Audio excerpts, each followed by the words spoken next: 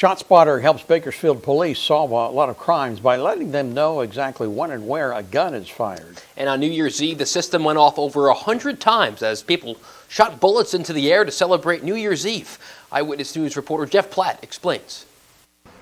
They say the only certainties in life are death and taxes, but one East Bakersfield woman learned the hard way that gravity and what goes up must come down is another heavy constant. And at about 12:02, I have OnStar. I got an email message from OnStar saying somebody was trying to steal the truck.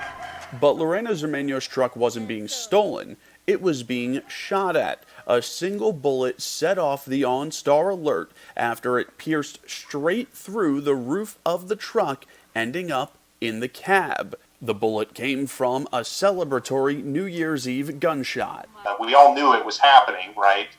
Anybody that's lived in Bakersfield has experienced the festivities, if you will. Bakersfield Police Sergeant Robert Pear says although it's illegal, gunfire is a common celebration in Bakersfield, and thanks to ShotSpotter, we now know how common. On New Year's Eve, 103 ShotSpotter activations happened in Bakersfield, 42 were fireworks, the other 61 were from gunfire. You know, how do you tackle a problem throughout the city happening simultaneously?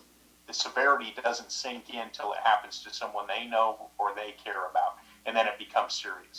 While Lorena may never know who fired the shot that landed in her truck, what she does know is that person is lucky, because this could have ended much worse. So we're good. And we're like, well, at least they hit our truck and it didn't go a couple more feet over and hit the neighbors in their bedrooms, because their bedrooms are right here next to the truck.